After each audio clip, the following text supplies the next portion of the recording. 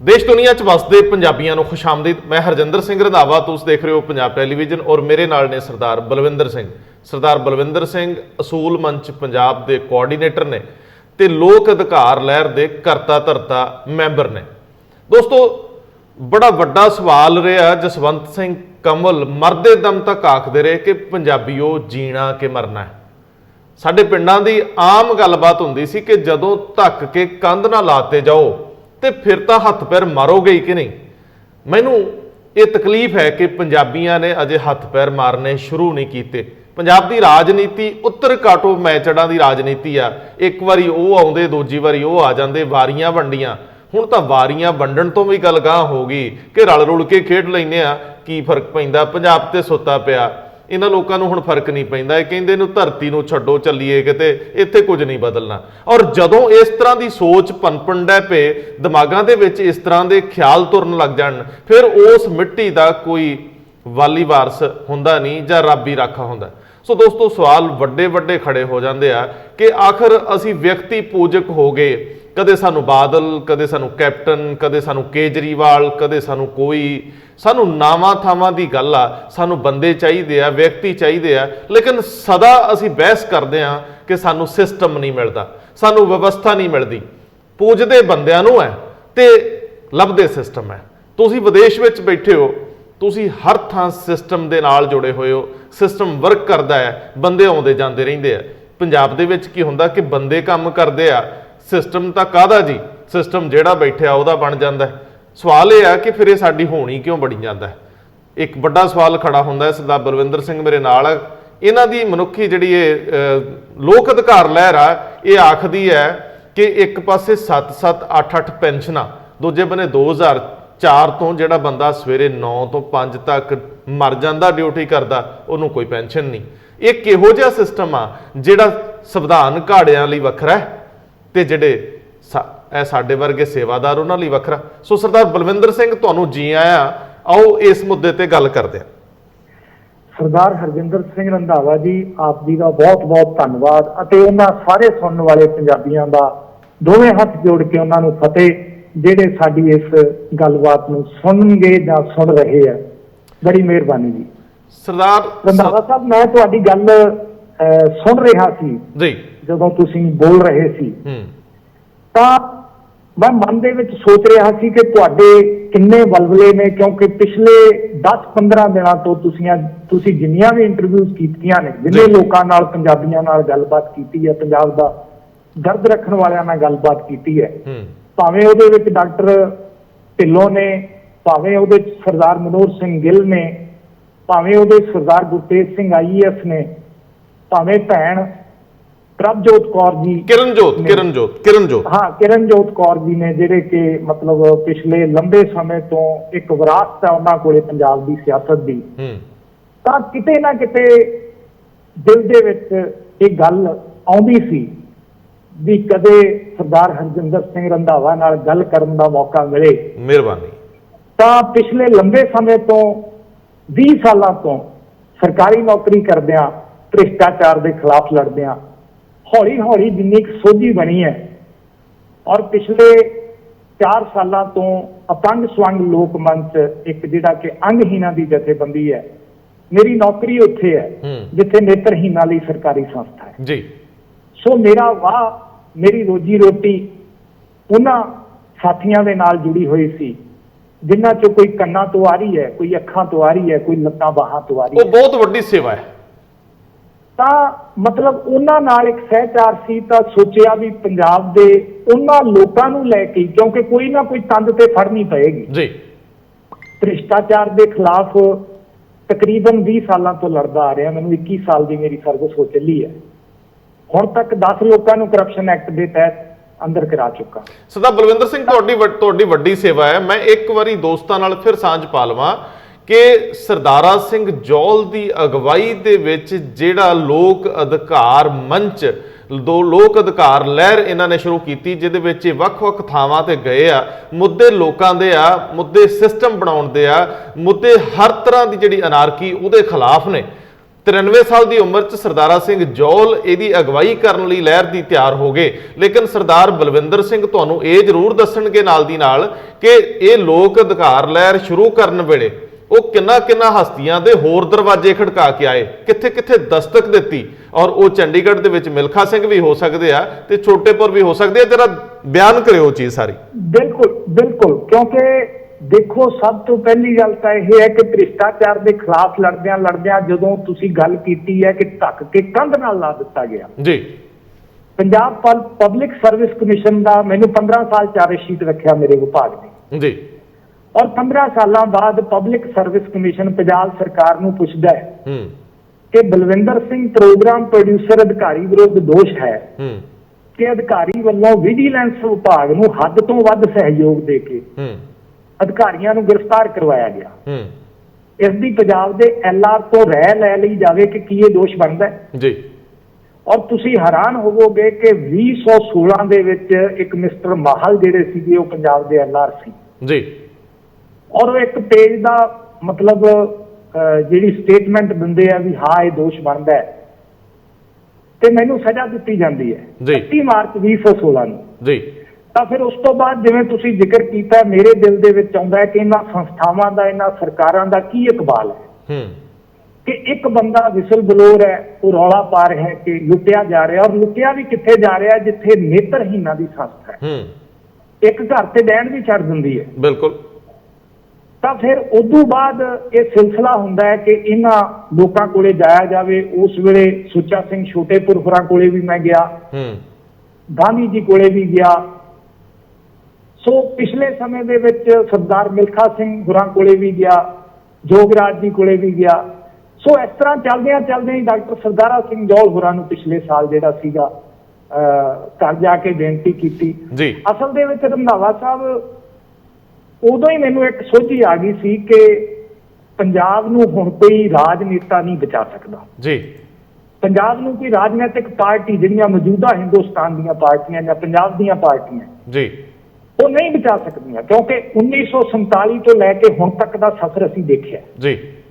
हुण जे पंजाब नूं कोई बचा सकता है तो पंजाब दे लोग बचा सकते हैं, सुहृद लोग बचा सकते हैं बशर्ते वो उठ के जाग पैण, उठ के खड़े हो जाण अपने हक्कां लई जी। लोकां नूं जगाउणा पएगा जी क्योंकि ठगी हमेशा अनजान नाल वजदी है जी। सो उस गल नूं लैके इन्हां लोकां नूं मिलदे रहण तो बाद जदों कोई मैं तुहाडे वाली भी देखदा तुसीं इंटरव्यूज़ करदे हो जी, कदे किसे नाल गल करदे हो कदे किसे नाल गल करदे हो, मैं तुहानूं भी बेनती करना चाहुंदा जी कि तुसीं पंजाब दे आम लोकां नूं जे नाल लैके चलोगे जी ते तुसीं कामयाब होवोगे। बिल्कुल तुहानूं पंजाब दी लोकल पद्धर दी पॉलिटिक्स करनी पएगी। 1947 तो लैके जिहड़ी अज तक सथानक राजनीति किसी ने नहीं की पंजाब च। पंजाब की सियासत की दौड़ हमेशा दिल्ली तो हिलती रही, वो फैसले दिल्ली तो होंदे रहे। बिल्कुल 25 मार्च 1970 में सरदार प्रकाश सिंह बादल पहली बारी मुख्यमंत्री बनते हैं जनता दल के सहयोग नाल जी। कांग्रेस ने भी सहयोग दिता और उदों बाद दौड़ जिहड़ी सी वो हमेशा दिल्ली तो हिलती रही। 28 जुलाई 1970 में पहला झूठा पुलिस मुकाबला पंजाब की धरती पर हुंदा है जी देश आजादी तो बाद, जिहदे बाबा बूझा सिंह का कतल हुंदा है जी। और उस बाद तारकुंडे कमिशन बनता और उस कतल नूं गलत और नाजायज ठहराउंदा है, झूठा पुलिस मुकाबला दसदा है। उहदे ते न्याय अजे तक नहीं मिलिया। सो कहण दा भाव उदों बाद भाजपा नाल सांझ हो गई, कांग्रेस की डोर भी उत्थों हिलदी रही, आम आदमी पार्टी की डोर भी उत्थों हिलदी रही। तुहानूं एक गल याद रखनी पएगी कि पंजाब तो बाहर जिहड़ी सियासत हुंदी है जी वो माला टप के बदल जाती है। बिल्कुल ठीक है, वो अबोर टप के बदल जाती है। दिल्ली की सियासत तां चमकेगी जे वो साडा पंजाब दा गल घुटणगे जी। तुसीं पिछले समय दे विच लै लो जिहड़े गवांढी सूबे है जदों उन्हां नूं इंडस्ट्री छोटां दित्तियां जांदियां तां पंजाब दी इंडस्ट्री तबाह हो गई। ਉਹਦਾ फैसला दिल्ली तो ਹੁੰਦਾ वाजपेयी सरकार ਵੇਲੇ, ਇੱਥੇ बादल सरकार सी और उदों बाद उत्थे कांग्रेस की 10 साल सरकार रह जाती है, ना कांग्रेस बोलती है ना अकाली दल बोलता है। पर जदों कि पंजाब का व्यापारी वर्ग जिहड़ा हैगा उहदा गल घुटिया जाए। बिल्कुल इसे तरह पंजाब के पानियां का फैसला है, ਤੁਸੀਂ 1980 ਚ ਲੈ ਲਓ, ਜਿਸ ਵੇਲੇ ਸਰਦਾਰ ਦਰਬਾਰਾ ਸਿੰਘ ਹੋਰਾਂ ਦੀ ਸਰਕਾਰ ਸੀ, ਉਸ ਵੇਲੇ ਸੁਪਰੀਮ ਕੋਰਟ ਦੇ ਵਿੱਚ ਜਿਹੜੀਆਂ ਉਹ ਧਾਰਾਵਾਂ ਜਿਨ੍ਹਾਂ ਦਾ ਜ਼ਿਕਰ ਡਾਕਟਰ ਗੁਰਦਰਸ਼ਨ ਸਿੰਘ ਢਿੱਲੋਂ ਕਈ ਵਾਰ ਤੁਹਾਡੇ ਨਾਲ ਜਾਂ ਹੋਰ ਇੰਟਰਵਿਊ ਚ ਕਰਦੇ ਆ, ਔਰ ਕੇਸ ਸੁਪਰੀਮ ਕੋਰਟ ਚੋਂ ਵਾਪਸ ਲੈ ਲਿਆ ਜਾਂਦਾ ਹੈ ਜੀ। ਸੋ ਇੱਕ ਸਮਝ ਬਣੀ ਕਿ ਪੰਜਾਬ ਦੇ ਲੋਕਾਂ ਨੂੰ ਨਾਲ ਲੈ ਕੇ ਤੁਰਿਆ ਜਾਵੇ। ਉਹਦੇ ਲਈ ਤੁਸੀਂ ਹੈਰਾਨ ਹੋਵੋਗੇ ਕਿ ਜਿਹੜੇ ਨਤੀਜੇ ਆਏ ਜੀ, ਉਹ ਮੈਂ ਪੰਜਾਬੀਆਂ ਨੂੰ ਦੱਸਣਾ ਚਾਹੁੰਦਾ ਕਿ ਉਹ ਬਹੁਤ ਹੈਰਾਨੀਜਨਕ ਸੀ। ਅਸੀਂ ਜਿਹੜਾ ਅਸੂਲ ਮੰਚ ਬਣਾਇਆ, ਅਪੰਗ ਸਵੰਗ ਲੋਕ ਮੰਚ ਉਹਦਾ ਪੂਰਾ ਨਾਮ। ਮੈਂ ਤੁਹਾਡੇ ਵੱਲ ਫਿਰ ਆਉਣਾ ਗੱਲ ਕਿਉਂਕਿ ਲੜੀ ਜੇ ਨਾ ਜੁੜੇ ਤੇ ਗੱਲ ਮੁੜ ਕੇ ਫੜੀ ਨਹੀਂ ਜਾਂਦੀ। ਮੈਂ ਸਰਦਾਰ ਬਲਵਿੰਦਰ ਸਿੰਘ ਇਸ ਗੱਲ ਤੋਂ ਬੜਾ ਫਿਕਰਮੰਦ ਰਹਿਣਾ ਹੈ ਕਿ ਪੰਜਾਬ ਦੇ ਲੋਕਾਂ ਨੂੰ ਨਾਲ ਲੈ ਕੇ ਸਾਰੀਆਂ ਪਾਰਟੀਆਂ ਨੇ ਸੱਤਾ ਹਾਸਲ ਕੀਤੀ, ਸਥਾਨਕ ਪੱਧਰ ਦੀ ਸਿਆਸਤ ਕਰਕੇ ਸੱਤਾ ਹਾਸਲ ਕੀਤੀ, ਸਥਾਨਕ ਮੁੱਦਿਆਂ ਨੂੰ ਹੱਥ 'ਚ ਲੈ ਕੇ ਬੇਸ਼ੁਮਾਰ ਵਾਅਦੇ ਕਰਕੇ ਸੱਤਾ ਹਾਸਲ ਕੀਤੀ। ਲੇਕਿਨ ਸੱਤਾ ਹਾਸਲ ਹੋਣ ਤੋਂ ਬਾਅਦ ਨਜ਼ਰੀਆ ਬਦਲਿਆ, ਹਰੇਕ ਧਿਰ ਦਾ ਬਦਲਿਆ। ਜਿਹੜੀਆਂ ਧਿਰਾਂ ਸਾਡੀ ਰਾਜਨੀਤੀ, ਸਾਡੀ ਅਲੰਬਰਦਾਰੀ ਔਰ ਸਾਡੇ ਹੱਕ ਹਕੂਕ ਦੀਆਂ ਜਾਮਨ ਸੀ, ਜਿਹੜੀਆਂ ਕਹਿੰਦੀਆਂ ਸੀ ਜੀਣਾ ਮਰਨਾ ਤੁਹਾਡੇ ਨਾਲ, ਉਹ ਵੀ ਦਿੱਲੀ ਜਾ ਕੇ ਰਾਤ ਦੇ ਹਨੇਰਿਆਂ ਦੇ ਵਿੱਚ ਰੰਗੀਨ ਹੋ ਜਾਂਦੇ ਰਹੇ। ਮੈਂ ਤਾਂ ਇਹ ਨੀਲੀਆਂ ਚਿੱਟੀਆਂ ਦਸਤਾਰਾਂ ਦੇ ਰੰਗ ਇੰਨੇ ਬਦਲਦੇ ਦੇਖਦਾ ਹੈ ਕਿ ਪੰਜਾਬ ਕੱਲਾ ਨਿਆਸਰਾ ਜਿਹਾ ਕੋਨੇ 'ਚ ਖੜਾ ਰਹਿ ਜਾਂਦਾ, ਇਹ ਤਾਂ ਨਵੇਂ ਹੀ ਰੰਗ ਬਦਲ ਲੈਂਦੇ। ਸੋ ਸਵਾਲ ਇਹ ਆ ਕਿ ਰਾਜਨੀਤੀ ਸਦਾ ਹੁੰਦੀ ਰਹੀ ਆ। ਹੁਣ ਮੁੱਦਾ ਇਹ ਹੈ ਕਿ ਪੰਜਾਬ ਦੇ ਲੋਕ ਇਹ ਜ਼ਰੂਰ ਸਮਝ ਲੈਣ ਕਿ ਜਿਹੜੀਆਂ ਧਿਰਾਂ ਤੁਹਾਨੂੰ ਕਹਿ ਰਹੀਆਂ ਕਿ ਅਸੀਂ ਇਸ ਤਰੀਕੇ ਦੀ ਰਾਜਨੀਤੀ ਕਰਾਂਗੇ, ਕੇਜਰੀਵਾਲ ਪਿਛਲੀ ਵਾਰੀ ਠੱਗ ਕੇ ਲੈ ਗਿਆ ਸਾਰਾ ਸਿਸਟਮ। ਕੇਜਰੀਵਾਲ ਦੇ ਨਾਂ ਤੇ ਤਬਦੀਲੀ ਦੀ ਲਹਿਰ ਆਉਂਦੀ ਆ, ਉੱਠਦੀ ਆ, ਲੇਕਿਨ ਅਖੀਰ ਦੇ ਵਿੱਚ ਕੀ ਹੁੰਦਾ ਕਿ ਕੁਝ ਰਾਤਾਂ ਕੁਝ ਰਾਇਤਾਂ ਤੋਂ ਅੱਗੇ ਗੱਲ ਤੁਰਦੀ ਨਹੀਂ। ਗੱਲ ਇਹ ਨਹੀਂ ਕਿ ਸਾਡੇ ਪੰਜਾਬ ਦੇ ਲੋਕ ਆਪਣੇ ਪੁੱਤ ਧੀਆਂ ਇਸ ਕਰਕੇ ਬਾਹਰ ਨਹੀਂ ਭੇਜ ਰਹੇ। ਉਹ ਕਹਿੰਦੇ ਉੱਥੇ ਇੱਕ ਸਿਸਟਮ ਆ, ਉਹ ਸਿਸਟਮ 'ਚ ਚਲੇ ਜਾਓ, ਸੇਫ ਹੋ, ਸੁਰੱਖਿਅਤ ਹੋ, ਪੈਸੇ ਕਮਾ ਲੋਗੇ, ਰੋਟੀ ਪਾਣੀ ਜੋਗਾ ਉੱਥੇ ਹੋ ਜਾਂਦਾ, ਜਿਹੜਾ ਕੰਮ ਕਰੂ ਭੁੱਖਾ ਨਹੀਂ ਮਰਦਾ। ਇਹ ਕਲਚਰ ਤਾਂ ਬਾਬੇ ਨਾਨਕ ਦੀ ਕਿਰਤ ਦਾ ਕਲਚਰ ਸੀ, ਔਰ ਕਲਚਰ ਨਾਲੋਂ ਟੁੱਟ ਕੇ ਅਸੀਂ ਬੇਗਾਨਗੀ ਦੀ ਭਾਵਨਾ ਦਾ ਸ਼ਿਕਾਰ ਹੈ। ਤੁਸੀਂ ਠੀਕ ਆਖਦੇ ਹੋ ਕਿ ਸਥਾਨਕ ਪੱਧਰ ਦੀ ਸਿਆਸਤ ਕਰਨੀ ਬਣਦੀ ਹੈ, ਪਰ ਇਸ ਤਰ੍ਹਾਂ ਦੀ ਸਿਆਸਤ ਹੋਣੀ ਚਾਹੀਦੀ ਹੈ ਕਿ ਭਰੋਸੇਯੋਗਤਾ ਬਣੀ ਰਵੇ, ਫੈਸਲੇ ਹੋ ਜਾਣ ਕਿ ਜੇਕਰ ਤੁਸੀਂ ਪੁਲਿਸ ਪ੍ਰਬੰਧ ਦੇ ਵਿੱਚ ਤਬਦੀਲੀ ਚਾਹੁੰਦੇ ਹੋ ਤੇ ਆਖਰ ਉਹ ਕਿਹੜੀ ਵਿਲ ਪਾਵਰ ਵਾਲਾ ਕੁੰਵਰ ਵਿਜੇ ਪ੍ਰਤਾਪ ਵਰਗੇ ਲੋਕ ਉਹਨਾਂ ਦੀ ਅਗਵਾਈ ਕਰਨ, ਸਮਰੱਥ ਲੋਕ। ਮੈਂ ਫਿਰ ਰਿਪੀਟ ਕਰ ਰਿਹਾ ਕਿ ਜਿਹੜੇ ਵੱਡੇ ਤੋਂ ਵੱਡੇ ਅਰਥ ਸ਼ਾਸਤਰੀ ਆ, ਉਹ ਲੋਕ ਤੁਹਾਨੂੰ ਆਰਥਿਕਤਾ ਦਾ ਧਿਰ ਬਣਾਉਣੇ ਪੈਣਗੇ ਤੁਹਾਨੂੰ। ਮੈਂ ਸਾਡੇ ਅੱਗੇ ਜਾ ਕੇ ਅਸੀਂ ਨਾ ਇਹ ਲਵਾਂਗੇ ਜਿਹੜੇ ਲੋਕ ਜਿਹੜੇ ਬੇਸ਼ੱਕ ਤੁਹਾਨੂੰ ਉੱਪਰਲਾ ਸਦਨ ਕਾਇਮ ਕਰਨਾ ਪੈ ਜੇ, ਜ਼ਰੂਰੀ ਨਹੀਂ ਕਿ ਸਾਰੇ ਇਲੈਕਸ਼ਨਾਂ ਲੜਨ, ਤੁਹਾਨੂੰ 5 ਸਾਲ ਲਈ ਉਹ ਅੱਖ ਚੱਬਣਾ ਪਊਗਾ ਜਿਹੜਾ ਤੁਹਾਨੂੰ ਔਖਾ ਲੱਗੂਗਾ। ਸੋ ਤੁਸੀਂ ਗੱਲ ਅੱਗੇ ਕਰ ਰਹੇ ਸੀ, ਡੈਫੀਨਿਟਲੀ ਸਥਾਨਕ ਪੱਧਰ ਦੀ ਲੀਡਰਸ਼ਿਪ ਕਾਇਮ ਕਰਨੀ ਪਊਗੀ। ਹਾਂ, ਸਥਾਨਕ ਪੱਧਰ ਦੀ ਲੀਡਰਸ਼ਿਪ ਕਾਇਮ ਕਰਨੀ ਪਏਗੀ ਔਰ ਪਿਛਲੇ ਰੁਝਾਨ ਨੂੰ ਸਮਝਣਾ ਪਏਗਾ। ਮਿਸਾਲ ਦੇ ਤੌਰ ਤੇ ਜੀ ਕਾਂਗਰਸ ਪਾਰਟੀ ਨੇ ਵੋਟਾਂ ਦੀ ਪੋਲਰਾਈਜੇਸ਼ਨ ਜਿਹੜੀ ਕੀਤੀ, ਪੂਰੇ ਹਿੰਦੁਸਤਾਨ 'ਚ ਵੋਟਾਂ ਲਈਆਂ ਜੀ, ਤਾਂ ਉਹਨਾਂ ਨੇ ਸਿੱਖਾਂ ਦਾ ਕਤਲੇਆਮ ਕੀਤਾ। ਬਿਲਕੁਲ, ਇੱਕ ਧਿਰ ਨੂੰ ਚੁਣ ਲਿਆ। ਉਸ ਤੋਂ ਬਾਅਦ ਇੱਕ ਉਦੋਂ ਸਿਆਣਾ ਬੰਦਾ ਆ ਗਿਆ ਔਰ ਉਹਨੇ ਉਦੋਂ ਥੋੜੀ ਜਿਹੀ ਵੱਡੀ ਕੌਮ ਨੂੰ ਹੱਥ ਪਾ ਲਿਆ ਜਿਨ੍ਹਾਂ ਦੀ ਗਿਣਤੀ ਸਾਡੇ ਨਾਲੋਂ ਜ਼ਿਆਦਾ ਹੈ ਜੀ। ਗੁਜਰਾਤ ਦੇ ਵਿੱਚ ਦੰਗੇ ਹੁੰਦੇ ਆ ਜੀ, ਯੂਪੀ ਦੇ ਵਿੱਚ ਜਿਹੜਾ ਹੈਗਾ ਉਹ ਮੁਸਲਮਾਨਾਂ ਨੂੰ ਮਾਰਿਆ ਜਾਂਦਾ ਹੈ, ਕਿੰਨੀਆਂ ਮੌਬ ਲੈਂਚਿੰਗ ਦੀਆਂ ਘਟਨਾਵਾਂ ਹੁੰਦੀਆਂ, ਕਿਵੇਂ ਸਾਡੇ ਲੀਡਰ ਅੱਗ ਉਗਲਦੇ ਆ ਜੀ। ਤਾਂ ਉਹਨਾਂ ਨੇ ਵੀ ਉਹੀ ਰਾਜਨੀਤੀ ਕੀਤੀ ਜੀ, ਫਿਰਕਾ ਪ੍ਰਸਤੀ ਦੀ ਰਾਜਨੀਤੀ। ਬਸ ਸਾਹਮਣੇ ਨਿਸ਼ਾਨਾ ਬਦਲ ਲਿਆ, ਸਿੱਖਾਂ ਦੀ ਥਾਂ ਤੇ ਮੁਸਲਮ ਜਿਹੜੇ ਹੈਗੇ ਨੇ ਉਹ ਭਰਾ ਨੇ ਜੀ।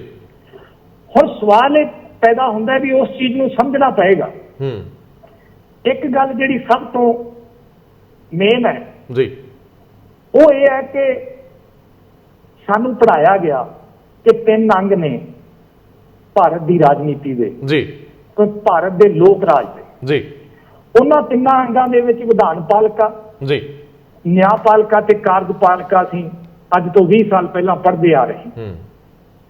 ਔਰ ਉਦੋਂ ਬਾਅਦ ਜਦੋਂ ਜਿਵੇਂ ਜਿਵੇਂ ਮੀਡੀਆ ਅੱਗੇ ਆ ਗਿਆ ਤੇ ਤੁਹਾਡੇ ਕੰਨਾਂ 'ਚ ਇੱਕ ਆਵਾਜ਼ ਪੈਣੀ ਸ਼ੁਰੂ ਹੋ ਗਈ, ਇਨਫੋਰਮੇਸ਼ਨ ਦਾ ਯੁੱਗ ਆ ਗਿਆ ਜੀ ਕਿ ਚੌਥਾ ਥੰਮ ਹੈ ਜੀ ਲੋਕਤੰਤਰ ਦਾ, ਉਹ ਮੀਡੀਆ। ਪਰ ਜੋ ਸਮਝ ਪਿਛਲੇ ਲੰਬੇ ਸਮੇਂ ਤੋਂ ਪਿੰਡਾਂ 'ਚ ਘੁੰਮ ਕੇ ਬਣੀ ਹੈ, ਰੈਲੀਆਂ ਕਰਕੇ ਬਣੀ ਹੈ, ਲੋਕਾਂ ਨਾਲ ਗੱਲਬਾਤ ਕਰਕੇ ਸੱਥਾਂ 'ਚ ਜਾ ਕੇ ਬਣੀ ਹੈ, ਉਹ ਇਹ ਹੈ ਕਿ ਜਿਹੜਾ ਅਸਲੀ ਥੰਮ ਹੈ, ਜਿਹੜਾ ਵਿਚਾਲੇ ਲੱਗਣਾ, ਜਿਹਦੇ ਸਿਰ ਤੇ ਤੰਬੂ ਖੜਾ ਹੋਣਾ, ਉਹ ਲੋਕ ਨੇ ਜੀ। ਲੋਕ ਰਾਜ ਲੋਕਾਂ ਤੋਂ ਬਗੈਰ ਨਹੀਂ ਹੋ ਸਕਦਾ। ਠੀਕ ਹੈ ਗੱਲ। ਸੋ ਇਹ ਰਾਜਨੀਤੀ ਕਿਤੇ ਨਾ ਕਿਤੇ ਸਾਨੂੰ 1699 ਦੇ ਵਿੱਚ ਗੁਰੂ ਗੋਬਿੰਦ ਸਿੰਘ ਜੀ ਨੇ ਦਿੱਤੀ ਸੀ। ਤੁਸੀਂ ਜਿੱਥੋਂ ਗੱਲ ਸ਼ੁਰੂ ਕੀਤੀ ਕਿ ਕਦੇ ਬਾਦਲ, ਕਦੀ ਕੈਪਟਨ, ਕਦੀ ਕੇਜਰੀਵਾਲ, ਇੱਕ ਗੱਲ ਦੀ ਸਾਨੂੰ ਸ਼ਨਾਖਤ ਕਰਨੀ ਪਏਗੀ ਕਿ ਅਸੀਂ ਸ਼ਖਸੀਅਤ ਦੇ ਆਧਾਰ ਤੋਂ ਬਚਣਾ ਹੈ ਜੀ। ਸ਼ਖਸੀਅਤ ਜ਼ਿਆਦਾ ਪਿੱਛੇ ਵੀ ਨਾ ਜਾਈਏ, ਆਪਾਂ ਨੈਪੋਲੀਅਨ ਤੋਂ ਗੱਲ ਕਰ ਲਈਏ ਜੀ। ਨੈਪੋਲੀਅਨ ਤੋਂ ਅਰਵਿੰਦ ਕੇਜਰੀਵਾਲ ਤੱਕ ਹਰ ਬੰਦਾ ਗਰੀਬ ਦੀ ਗੱਲ ਸ਼ੁਰੂ ਕਰਕੇ ਸੱਤਾ ਚਾਹੁੰਦਾ, ਸਿਆਸਤ ਚਾਹੁੰਦਾ, ਔਰ ਜਦੋਂ ਉਹਦੇ ਕੋਲੇ ਤਾਕਤ ਆ ਜਾਂਦੀ ਹੈ ਤਾਂ ਫਿਰ ਉਹ ਹਿਟਲਰ ਵੀ ਬਣਦਾ ਹੈ, ਮੁਸੋਲਿਨੀ ਵੀ ਬਣਦਾ ਹੈ। ਔਰ ਕੇਜਰੀਵਾਲ ਤੱਕ ਉਹ ਲੋਕ ਜਿਹੜੇ ਕਹਿੰਦੇ ਸੀ ਅਸੀਂ ਸਵਰਾਜ ਦੀ ਗੱਲ ਕਰਾਂਗੇ ਤੇ ਹਰ ਝੰਡੇ ਤੇ ਕੇਜਰੀਵਾਲ ਦੀ ਫੋਟੋ ਲੱਗ ਜਾਂਦੀ ਹੈ। ਕੋਈ ਸਮਾਂ ਸੀ ਅਸੀਂ ਬਾਦਲਾਂ ਦੇ ਪਿੱਛੇ ਸਿਰਾਂ ਤੇ ਖੱਫਣ ਬੰਨ੍ਹ ਕੇ ਚੱਲੇ ਸਾਡੇ ਬਜ਼ੁਰਗ ਜੀ, ਜੇਲਾਂ ਭਰਤੀਆਂ। ਅੱਜ ਉਹੀ ਬਾਦਲ ਜਿਹੜੇ ਹੈਗੇ ਆ ਉਹ ਪੰਜਾਬ ਦੀਆਂ ਅੱਖਾਂ 'ਚ ਕੰਡੇ ਵਾਂਗੂ ਚੁੱਭ ਰਹੇ। ਬਿਲਕੁਲ। ਸੋ ਸਾਨੂੰ ਗੁਰੂ ਗੋਬਿੰਦ ਸਿੰਘ ਜੀ ਦੇ ਦੱਸੇ ਮਾਰਗ ਤੇ ਚੱਲਣਾ ਪਏਗਾ। ਪੰਚਾਇਤੀ ਰਾਜਨੀਤੀ ਜਿਹੜੀ ਹੈਗੀ ਆ, ਪੰਜ ਪਿਆਰਿਆਂ ਨੂੰ ਅਹਿਮੀਅਤ ਦੇਣ ਦਾ ਮਤਲਬ ਇਹ ਹੈ ਕਿ ਗੁਰੂ ਵੀ ਵਸਵੇ ਤੇ ਸੰਗਤ 21 ਵਸਵੇ ਜੀ। ਸੋ ਕਿਤੇ ਨਾ ਕਿਤੇ ਸਾਨੂੰ ਪੰਜਾਬ ਦੇ ਲੋਕਾਂ ਵੱਲ ਸੇਧਤ ਹੋਣਾ ਚਾਹੀਦਾ ਹੈ। ਮੈਂ ਇੱਕ ਗੱਲ ਅਕਸਰ ਕਰਦਾ ਹੁੰਦਾ, ਮੈਂ 1300 ਪਿੰਡ ਹੁਣ ਤੱਕ ਘੁੰਮ ਚੁੱਕਿਆ ਪੰਜਾਬ ਦੇ। ਅੱਛਾ। ਅਸੀਂ 6 ਰੈਲੀਆਂ ਕਰ ਚੁੱਕੇ ਹਾਂ ਜੀ, 10-10 ਹਜ਼ਾਰ ਬੰਦਾ ਇਕੱਠਾ ਕਰਕੇ, ਜਿਹਦੇ ਚ ਪ੍ਰਸ਼ਾਂਤ ਭੂਸ਼ਣ ਵਰਗੇ, ਪ੍ਰੋਫੈਸਰ ਜਗਮੋਹਨ ਸਿੰਘ, ਹਮੀਰ ਸਿੰਘ ਹੁਰੀ, ਗਿਆਨੀ ਕੇਵਲ ਸਿੰਘ ਤੇ ਹੁਣ ਡਾਕਟਰ ਸਰਦਾਰਾ ਸਿੰਘ ਜੌਹਲ, ਇਹ ਸਾਰੇ ਬੰਦੇ ਉਹਨਾਂ ਚ ਸ਼ਾਮਲ ਹੁੰਦੇ ਰਹੇ ਜੀ ਜੀ। ਦੇਖੋ, ਸਵਾਲ ਰੰਧਾਵਾ ਸਾਹਿਬ ਇਹ ਪੈਦਾ ਹੁੰਦਾ ਹੈ ਕਿ ਮੈਂ ਇੱਕ ਹੀ ਗੱਲ ਕਹਿਣਾ ਕਿ ਪੰਜਾਬੀਓ, ਤੁਸੀਂ ਪਿੰਡ ਚੋਂ 10 ਬੰਦੇ ਜਾਗ ਪੋ, ਸਾਰੇ ਪਿੰਡ ਨੇ ਨਹੀਂ ਜਾਗਣਾ। ਤੁਸੀਂ 10 ਬੰਦੇ ਜਾਗ ਪੋਗੇ ਤੇ 13,000 ਪਿੰਡ ਅਸੀਂ 1,30,000 ਹੋ ਜਾਣਗੇ ਜੀ। ਮੈਂ ਨਵਾਣਾ ਜਿਹਾ ਬੰਦਾ ਜੇ 1300 ਪਿੰਡ ਕੱਢ ਸਕਦਾ ਤਾਂ ਕੀ ਅਸੀਂ 1000 ਬੰਦਾ ਇਕੱਠਾ ਹੋ ਕੇ 13 ਪਿੰਡ ਨਹੀਂ ਕੱਢ ਸਕਦੇ? ਬਿਲਕੁਲ। ਅਸੀਂ 13,000 ਪਿੰਡਾਂ ਚੋਂ 10-10 ਬੰਦੇ ਖੜੇ ਕਰੀਏ, ਅਸੀਂ ਕਾਹਦੇ ਨਹੀਂ ਖੜੇ ਹੋਣਾ?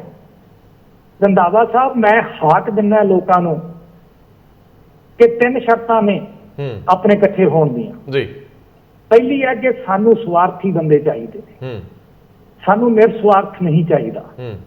ਸਾਨੂੰ ਉਹ ਨਹੀਂ ਚਾਹੀਦੇ ਕਿ ਮੈਂ ਉਜੜਾ ਪੰਥ ਵਸੇ, ਕਿਉਂਕਿ ਅਸਲ ਦੇ ਵਿੱਚ ਪੰਥ ਉਜੜ ਗਿਆ ਤੇ ਉਹ ਲੋਕ ਵਸ ਗਏ। ਪੰਥ ਵੀ ਵਸੇ, ਮੈਂ ਵੀ ਵਸਾਂ, ਪੰਜਾਬ ਵਸੇ, ਮੈਂ ਵਸਾਂ, ਇਸ ਭਾਵਨਾ ਵਾਲੇ ਬੰਦੇ ਚਾਹੀਦੇ ਆ। ਤੁਸੀਂ ਸਵਾਰਥੀ ਹੋ ਜਾਓ ਆਪਦੇ ਬੱਚਿਆਂ ਲਈ, ਆਪਦੇ ਹੱਕਾਂ ਲਈ। ਦੂਜੀ ਗੱਲ, ਜਿਨ੍ਹਾਂ ਲੋਕਾਂ ਨੇ ਸਾਡੇ ਨਾਲ ਚੱਲਣਾ ਉਹ ਆਪਦੇ ਬੱਚਿਆਂ ਨੂੰ ਪਿਆਰ ਕਰਦੇ ਹੋਣ, ਆਪਦੇ ਪਰਿਵਾਰ ਨੂੰ ਪਿਆਰ ਕਰਦੇ ਹੋਣ।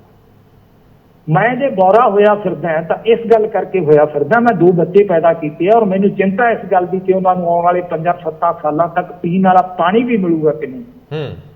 138 ਬਲਾਕਾਂ ਦੇ ਵਿੱਚੋਂ 95 ਬਲਾਕ ਜਿਹੜੇ ਹੈਗੇ ਆ ਪਾਣੀ ਡੇਂਜਰ ਜ਼ੋਨ 'ਚ ਚਲਾ ਗਿਆ। ਸੋ ਸਾਨੂੰ ਸੋਚਣਾ ਪਏਗਾ, ਅੱਜ ਸਾਡੇ ਬੱਚੇ, ਆਪਾਂ ਅਜੇ ਬਹੁਤ ਨੇੜੇ ਸੋਚਦੇ ਹਾਂ। ਅਸੀਂ ਕੇਵਲ ਬਹਿਬਲ ਕਲਾਂ ਦੇ ਵਿੱਚ ਸਰਕਾਰਾਂ ਨੇ ਜਿਹੜੇ ਕਤਲ ਕੀਤੇ ਆ ਉਹਨਾਂ ਵੱਲ ਦੇਖਦੇ ਹਾਂ। ਤੁਹਾਨੂੰ ਯਾਦ ਹੋਏਗਾ ਇਰਾਕ ਦੇ ਮਸੂਲ ਸ਼ਹਿਰ ਤੋਂ 39 ਲਾਸ਼ਾਂ ਆਈਆਂ ਜੀ। 39 ਲਾਸ਼ਾਂ ਆਈਆਂ ਉਹਨਾਂ ਬੰਦਿਆਂ ਦੀਆਂ, ਔਰ 1 ਸਾਲ ਇਹੀ ਰੌਲਾ ਪਈ ਗਿਆ ਕਿ ਉੱਥੇ ਕੁਝ ਨਹੀਂ ਹੋਇਆ, ਉਹ ਬੰਦੇ ਠੀਕ ਠਾਕ ਨੇ। ਮਹਿਰੂਮ ਸੁਸ਼ਮਾ ਸਵਰਾਜ ਜੀ ਉਸ ਵੇਲੇ ਵਿਦੇਸ਼ ਮੰਤਰਾਲੇ 'ਚ ਹੁੰਦੇ ਸੀ, ਉਹਨਾਂ ਨੇ ਡਿਨਾਈ ਕੀਤਾ ਇਸ ਗੱਲ ਤੋਂ ਕਿ ਉੱਥੇ ਕੋਈ ਬੰਦੇ ਜਿਹੜੇ ਹੈਗੇ ਆ ਉਹ ਭਾਰਤ ਦੇ ਨਹੀਂ ਫੌਤ ਹੋਏ। ਤਾਂ ਫਿਰ ਤੁਸੀਂ ਦੇਖ ਲਓ ਵੀ ਜਦੋਂ ਉਹ ਸੱਚਾਈ ਦਾ ਪਤਾ ਲੱਗਿਆ ਤਾਂ ਉਹ ਲਾਸ਼ਾਂ ਉੱਥੇ ਜਿੱਥੇ ਮਾਵਾਂ ਪੁੱਤ ਨਹੀਂ ਸਿਆਣਦੀਆਂ, ਸਾਰਾ ਦਿਨ ਬੰਬ ਤੇ ਗੋਲੀਆਂ ਚੱਲੀ ਜਾਂਦੀਆਂ, ਉਹ ਡੱਬਿਆਂ ਦੇ ਵਿੱਚ ਜਿਹੜਾ ਕੁਝ ਇੱਥੇ ਆਇਆ ਉਹ ਕੀ ਸੀਗਾ ਕੀ ਨਹੀਂ ਸੀ। ਜਿੰਨਾ ਚਿਰ ਅਸੀਂ ਉਹਨਾਂ ਬੱਚਿਆਂ ਨੂੰ ਆਪਦੇ ਪੁੱਤ ਧੀ ਨਹੀਂ ਸਮਝਦੇ, ਉਹ ਕੱਲ ਨੂੰ ਲਾਸ਼ਾਂ ਸਾਡੇ ਬੱਚਿਆਂ ਦੀਆਂ ਵੀ ਹੋ ਸਕਦੀਆਂ। ਬਿਲਕੁਲ ਠੀਕ ਹੈ। ਹੁਣ ਤੁਹਾਡੇ ਸਾਹਮਣੇ ਇੱਕ 5 ਸਾਲ ਦੀ ਗੁਰਪ੍ਰੀਤ ਕੌਰ ਦੀ ਨਾਂ ਦੀ ਬੱਚੀ ਜਿਹੜੀ ਅਮਰੀਕਾ 'ਚ ਦਾਖਲ ਹੋਣ ਵਾਸਤੇ ਮਾਰੂ ਫਲਾਂ ਦੇ ਵਿੱਚੋਂ ਲੰਘਦੀ ਹੋਈ ਭੁੱਖ ਤੇ ਪਿਆਸ ਨਾਲ ਮਰ ਜਾਂਦੀ ਹੈ ਜੀ। ਇਹ ਸਰਕਾਰਾਂ ਉਹਨਾਂ ਲੋਕਾਂ ਦੀਆਂ ਵੀ ਕਾਤਲ ਨੇ। ਸੋ ਸਾਨੂੰ ਇਹ ਦੇਖਣਾ ਪਏਗਾ ਕਿ ਪੰਜਾਬ ਉਹ ਧਰਤੀ ਜਿੱਥੇ ਸਾਰਾ ਸਾਲ ਫਸਲਾਂ ਹੁੰਦੀਆਂ ਨੇ, ਬੰਦਾ ਵੀ ਵੱਢ ਕੇ ਗੱਡ ਦਈਏ ਤੇ ਹਰਾ ਹੋ ਜਾਂਦਾ ਹੈ, ਉੱਥੇ ਅਸੀਂ ਭੁੱਖੇ ਮਰ ਰਹੇ ਹਾਂ। ਮੈਂ ਦਿਹਾੜੀਆਂ ਉੱਥੇ ਜਾ ਕੇ ਕਰਦੇ ਹਾਂ ਜਿੱਥੇ 9-9 ਮਹੀਨੇ ਬਰਫ਼ ਪਈ ਰਹਿੰਦੀ ਹੈ। ਸਰਦਾਰ ਸਾਹਿਬ, ਸਰਦਾਰ ਬਲਵਿੰਦਰ ਸਿੰਘ, ਤੁਹਾਡੀ ਲੈ ਬੜੀ ਸਟੀਕ ਹੈ ਔਰ ਤੁਸੀਂ ਬੜੀ ਸੋਹਣੀ ਸ਼ਬਦਾਵਲੀ ਵਰਤ ਰਹੇ ਹੋ। ਮੈਂ ਇੰਟਰਪਟ ਨਹੀਂ ਸੀ ਕਰਨਾ ਚਾਹੁੰਦਾ, ਲੇਕਿਨ ਸਵਾਲ ਹੈ ਜਦੋਂ ਤੁਸੀਂ ਕਹਿੰਦੇ ਹੋ ਕਿ ਅਸੀਂ ਪਿੰਡਾਂ ਦੇ ਵਿੱਚ ਜੇ 1000 ਬੰਦਾ ਵੀ ਜਾਈਏ ਤੇ ਅਸੀਂ 13 ਪਿੰਡ ਵੀ ਕੱਢੀਏ ਤੇ 13000 ਪਿੰਡ ਕਵਰ ਹੋ ਜਾਣਗੇ। ਬਿਲਕੁਲ। ਮੇਰਾ ਇਹ ਸਵਾਲ ਆ ਕਿ ਲੋਕ ਪੁੱਛਦੇ ਆ ਕਿ ਲਹਿਰਾਂ ਆਈਆਂ ਤੇ ਚਲੀਆਂ ਗਈਆਂ, ਕਾਮਰੇਡ ਵੀ ਬੜੇ ਜ਼ੋਰਦਾਰ ਤਰੀਕੇ ਨਾਲ ਝੋਲੇ 'ਚ 2 ਫੁਲਕੇ ਪਾ ਕੇ ਫਿਰਦੇ ਰਹੇ, ਅਕਾਲੀ ਲਹਿਰ ਵੀ ਇਦਾਂ ਹੀ ਤੁਰਦੀ ਆ, ਕਾਂਗਰਸੀ ਵੀ ਇਦਾਂ ਹੀ ਵਰਕਰੀ ਕਰਦੇ ਆ, ਹਰ ਪਿੰਡ ਦੇ ਵਿੱਚ ਹਰ ਧੜਾ ਹੈ, ਹਰ ਤਰੀਕਾ ਵਰਤਿਆ ਜਾਂਦਾ ਹੈ। ਫਿਰ ਵੀ ਇੱਕ ਗੱਲ ਪਿੰਡ 'ਚ ਹੁੰਦੀ ਹੈ ਸਦਾ, ਆ ਲੈਣ ਦੇ ਸਾਡੀ ਸਰਕਾਰ ਵੇਖ ਲਾਂਗੇ। ਸਾਡੀ ਸਾਰੀ ਲੜਾਈ ਇਸ ਗੱਲ ਤੱਕ ਸਿਮਟ ਗਈ ਆ ਕਿ ਸਾਡੀ ਸਰਕਾਰ ਆ ਲੈਣ ਦੇ। ਇੱਕ ਉੱਤਰ ਕਾਟੋ ਮੈਂ ਚੜਾ ਜਿਹੜੀ ਮੈਂ ਗੱਲ ਕਰਦਾ ਉਹ ਇੱਥੋਂ ਤੁਰਦੀ ਆ ਕਿ ਇਸ ਵਾਰੀ ਤੇਰੀ ਆ, ਅਗਲੀ ਵਾਰੀ ਸਾਡੀ ਆ, ਪੁੱਤ ਮਜ਼ਾ ਚਖਾ ਦਿਆਂਗੇ। ਹੁਣ ਜਿੰਨਾ ਚਿਰ ਇਹ ਸਾਈਕੀ ਪਿੰਡ ਪੱਧਰ ਤੇ ਨਹੀਂ ਬਦਲਦੀ, ਜਿੰਨਾ ਚਿਰ ਅਸੀਂ ਇਹ ਨਹੀਂ ਯਕੀਨ ਦਿਵਾ ਲੈਂਦੇ ਕਿ ਭਾਈ ਮਿੱਤਰੋ ਤੁਹਾਨੂੰ ਇਲਾਕੇ ਦਾ ਥਾਣੇਦਾਰ ਝੂਠੇ ਕੇਸ 'ਚ ਨਹੀਂ ਫਸਾ ਸਕਦਾ ਐਮਐਲਏ ਦੇ ਕਹਿਣ ਤੇ, ਜਿੰਨਾ ਚਿਰ ਅਸੀਂ ਇਹ ਸਿਸਟਮ ਦੇ ਨਹੀਂ ਸਕਦੇ, ਉਹਦੇ ਲਈ ਅਸੀਂ ਬਲੂਪ੍ਰਿੰਟ ਜਿਹਨੂੰ ਖਾਕਾ ਕਹਿੰਦੇ ਆ, ਜਿਹਨੂੰ ਅਸੀਂ ਰੋਡ ਮੈਪ ਕਹਿੰਦੇ ਆ, ਜਿੰਨਾ ਚਿਰ ਅਸੀਂ ਯਕੀਨ ਨਹੀਂ ਲੋਕਾਂ ਨੂੰ ਬਣਾ ਦਿੰਦੇ ਕਿ ਅਸੀਂ ਆਵਾਂਗੇ ਨਹੀਂ, ਅਸੀਂ ਇਹ ਕਰਨਾ ਹੈ, ਜਿੰਨਾ ਚਿਰ ਅਸੀਂ ਆਪਣਾ ਪੂਰੇ ਦਾ ਪੂਰਾ ਚਿਹਰਾ ਨਹੀਂ ਵਿਖਾਉਂਦੇ। ਮੈਂ ਤੁਹਾਡੀ ਪੂਰੀ ਗੱਲ ਸਮਝ ਗਿਆ। ਇੱਕ ਕਿਸੇ ਸ਼ਾਇਰ ਨੇ ਕਿਹਾ ਕਿ ਅਮਨ ਜੰਗ ਦੀ ਕੁੱਖ ਚੋਂ ਉੱਠਦਾ ਹੈ। ਬਿਲਕੁਲ। ਜਿਹਦਾ ਜੋਰ ਆ ਉਹਦਾ ਸਤਿਕਾਰ ਵੀ ਹੈ। ਸ਼ਰਤ ਸੁਲ੍ਹਾ ਦੀ ਉਦੋਂ ਕੋਈ ਮੰਨਦਾ, ਪਿੱਛੇ ਦੇਖਦਾ ਜਦੋਂ ਤਲਵਾਰ ਵੀ ਹੈ। ਬਿਲਕੁਲ। ਮੈਂ ਆਪ ਜੀ ਨੂੰ ਇੱਕ ਛੋਟੀ ਜਿਹੀ ਮਿਸਾਲ ਦੇਣੀ ਚਾਹੁੰਦਾ ਕਿ 26 ਅਗਸਤ 2016 ਨੂੰ ਮੋਗੇ ਦੀ ਦਾਣਾ ਮੰਡੀ ਦੇ ਵਿੱਚ ਇਸ ਦਾਸ ਨੇ ਲਗਾਤਾਰ 2 ਮਹੀਨੇ ਕੰਮ ਕਰਕੇ ਜੀ 10,000 ਬੰਦਾ ਇਕੱਠਾ ਕਰਤਾ। ਅੱਛਾ। ਮੈਨੂੰ ਪ੍ਰਸ਼ਾਂਤ ਭੂਸ਼ਣ ਦਾ ਫੋਨ ਆਉਂਦਾ ਹੈ, ਪ੍ਰਸ਼ਾਂਤ ਕਿਸ਼ੋਰ ਦਾ, ਜਿਹਨੂੰ ਪੰਜਾਬ ਦੇ ਲੋਕਾਂ ਨੂੰ ਮੂਰਖ ਬਣਾਉਣ ਵਾਸਤੇ ਕਾਂਗਰਸ ਪਾਰਟੀ ਨੇ ਹੈਰ ਕੀਤਾ ਸੀ। ਹਰ ਘਰ ਨੌਕਰੀ ਚਾਹੁੰਦਾ ਹੈ ਪੰਜਾਬ ਕੈਪਟਨ ਦੀ ਸਰਕਾਰ ਜੀ, ਕਰਜ਼ਾ ਕੁਰਕੀ ਖਤਮ, ਫਸਲ ਦੀ ਪੂਰੀ ਰਕਮ ਵਗੈਰਾ ਵਗੈਰਾ ਵਗੈਰਾ, ਪਤਾ ਨਹੀਂ ਕੀ ਸੀ। ਉਹ ਸ਼ਖਸ ਮੈਨੂੰ ਕਹਿੰਦਾ ਕਿ ਤੁਹਾਡੀ ਕੈਪਟਨ ਅਮਰਿੰਦਰ ਸਿੰਘ ਹੋਰਾਂ ਨਾਲ ਮੁਲਾਕਾਤ ਕਰਾਉਣੀ ਹੈ। ਮੈਂ ਕਿਹਾ ਜੀ ਕਾਹਦੇ ਲਈ? ਕਹਿੰਦੇ ਜੀ ਤੁਸੀਂ ਪੰਜਾਬ ਦੇ ਅੰਗਹੀਣਾਂ ਲਈ ਇੰਨਾ ਕੰਮ ਕਰ ਰਹੇ ਹੋ, ਤੁਸੀਂ ਉਹਨਾਂ ਨੂੰ ਦੱਸੋ ਕਿ ਉਹਨਾਂ ਦੀਆਂ ਮੁਸ਼ਕਲਾਂ ਕੀ ਹੈ। ਤਾਂ ਮੈਂ ਕਿਸ਼ੋਰ ਜੀ ਨੂੰ ਕਿਹਾ, ਮੈਂ ਕਿਹਾ ਜੀ ਦੇਖੋ ਬੇਨਤੀ ਇਹ ਹੈ, ਉਹ ਪੰਜਾਬ ਦੇ ਮੁੱਖ ਮੰਤਰੀ ਰਹਿ ਚੁੱਕੇ ਹੈ, ਉਹਨਾਂ ਨੂੰ ਸਾਰਾ ਕੁਝ ਪਤਾ ਹੈ। ਠੀਕ ਹੈ। ਮੈਂ ਉਹਨਾਂ ਦੇ ਕੋਲੇ ਨਹੀਂ ਜਾਣਾ। ਅਸੀਂ 26 ਅਗਸਤ ਦੀ ਰੈਲੀ ਤੋਂ ਬਾਅਦ ਜਿਹੜੀ 2016 ਸੀ, ਅਸੀਂ ਇੱਕ ਦੁਬਾਰਾ ਰੈਲੀ ਕਰਾਂਗੇ। ਤੁਸੀਂ ਉਹਨਾਂ ਨੂੰ ਕਹੋ ਕਿ ਬੰਦਾ ਭੇਜ ਦੇਣ ਔਰ ਉਹ ਅੰਗਹੀਣ ਲੋਕਾਂ ਨੂੰ ਦੱਸਣ ਕਿ ਉਹਨਾਂ ਨੂੰ ਕਿਉਂ ਵੋਟ ਪਾਈ ਜਾਵੇ, ਉਹਨਾਂ ਲਈ ਕੀ ਕਰਨਗੇ। ਇਹੀ ਗੱਲ ਜਿਹੜੀ ਸੀ ਉਹ ਅਰਵਿੰਦ ਕੇਜਰੀਵਾਲ ਹੋਰਾਂ ਨਾਲ ਕੀਤੀ, ਕਿਉਂਕਿ ਉਹਨਾਂ ਦੇ ਸੁਨੇਹੇ ਲੱਗੇ, ਦਰਗੇਸ਼ ਨਾਲ ਅਰਵਿੰਦ ਨਾਲ ਗੱਲਬਾਤ ਹੋਈ ਉਹਨਾਂ ਦਿਨਾਂ 'ਚ ਮੇਰੀ, ਔਰ ਅਸੀਂ 8-10 ਬੰਦੇ ਜਿਹੜੇ ਸੀਗੇ ਉਹਨਾਂ ਨੂੰ ਮਿਲਣ ਗਏ। ਉਸ ਤੋਂ ਬਾਅਦ ਕਿਹਾ ਕਿ ਤੁਸੀਂ ਵੀ ਉੱਥੇ ਆਪਦਾ ਇੱਕ ਬੰਦਾ ਭੇਜੋ। ਦੁਬਾਰਾ ਇਕੱਠ ਜਿਹੜਾ ਸੀ ਖਟਕੜ ਕਲਾਂ ਸ਼ਹੀਦ ਭਗਤ ਸਿੰਘ ਹੋਰਾਂ ਦੇ ਪਿੰਡ ਕੀਤਾ। ਠੀਕ ਹੈ। ਪ੍ਰੋਫੈਸਰ ਜਗਮੋਹਨ ਸਿੰਘ ਮੇਰੇ ਨਾਲ ਸਨ, ਜਿਹੜੇ ਉਹਨਾਂ ਦੇ ਭਾਂਜੇ ਹੈ। ਤਾਂ ਉੱਥੇ ਅਕਾਲੀ ਦਲ ਵਾਲਿਆਂ ਨੇ ਕਿਹਾ ਕਿ ਅਸੀਂ ਵੀ ਆਉਣਾ ਹੈ। ਉਹਨਾਂ ਨੇ 250 ਤੋਂ 500 ਰੁਪਇਆ ਪੈਨਸ਼ਨ ਕਰਤੀ ਪੰਜਾਬ ਦੇ ਵਿੱਚ। ਠੀਕ ਹੈ।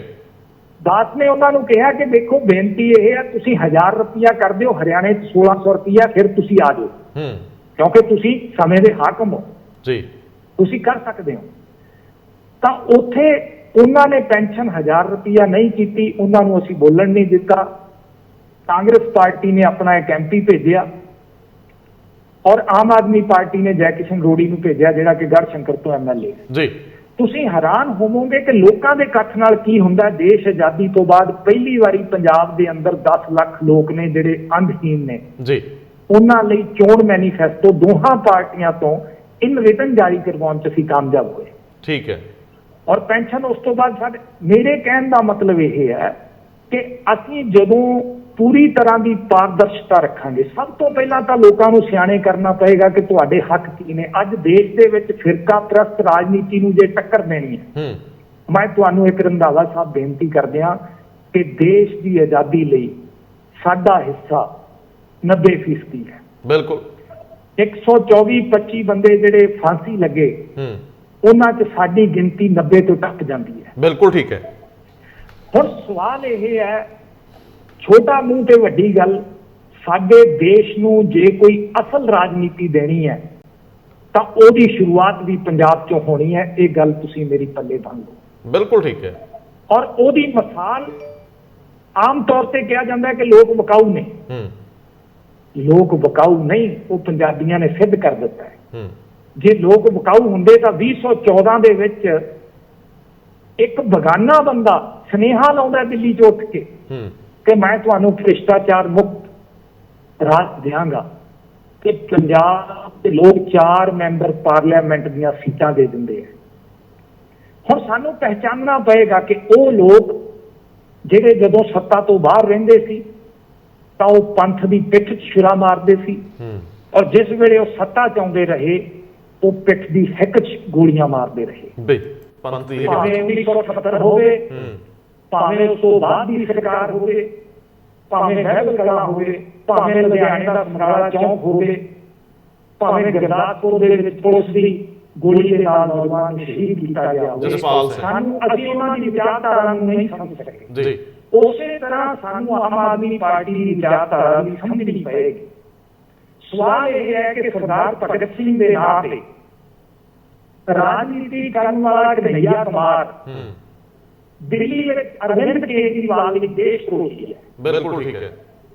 ਉਹ ਆਪਣੇ ਇੱਕ ਨਜ਼ਰੀਏ ਤੋਂ ਦੇਸ਼ ਧਰੋਹੀ ਮੰਨਦਾ ਹੈ ਔਰ ਉਹਦੇ ਤੇ ਮੁਕੱਦਮਾ ਚਲਾਉਣ ਦੀ ਇਜਾਜ਼ਤ ਹੈ, ਔਰ ਦੂਜੇ ਪਾਸੇ ਉਹਦਾ ਸਿਪਾ ਸਲਾਰ ਖੱਟਰ ਕਲਾਂ ਦੀ ਮਿੱਟੀ ਮੱਥੇ ਨੂੰ ਲਾ ਕੇ ਤੇ ਪੱਗ ਬੰਨ੍ਹ ਕੇ ਸਰਦਾਰ ਭਗਤ ਸਿੰਘ ਦੇ ਰੰਗ ਵਾਲੀ ਭਗਤ ਸਿੰਘ ਦੇ ਨਾਂ ਵੋਟਾਂ ਮੰਗਦੇ। ਅਸੀਂ ਬਿਲਕੁਲ ਸਪਸ਼ਟ ਹਾਂ, ਅਸੀਂ ਕੋਈ ਰਾਜਨੀਤੀ ਨਹੀਂ ਕਰਨੀ, ਪਰ ਅਸੀਂ ਇੱਕ ਖਾਕਾ ਬਲੂ ਪ੍ਰਿੰਟ ਤਿਆਰ ਕਰਦੇ ਹਾਂ।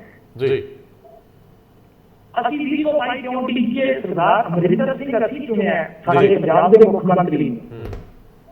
ਅਸੀਂ 2022 ਕਿਉਂ ਲਿਖੀਏ? 29 ਮਾਰਚ ਨੂੰ ਲੋਕ ਅਧਿਕਾਰ ਦੀ ਇੱਕ ਰੈਲੀ ਸੀ ਜਿਹੜੀ ਕਿ ਇੱਥੇ ਹੋਣੀ ਸੀ, 7ਵੀਂ ਰੈਲੀ ਸੀ। ਉਹ ਸੂਰਮਨ ਚਲੋ ਤਾਂ 7ਵੀਂ ਸੀ, ਲੋਕ ਅਧਿਕਾਰ ਲੈ ਪਹਿਲੀ ਸੀ।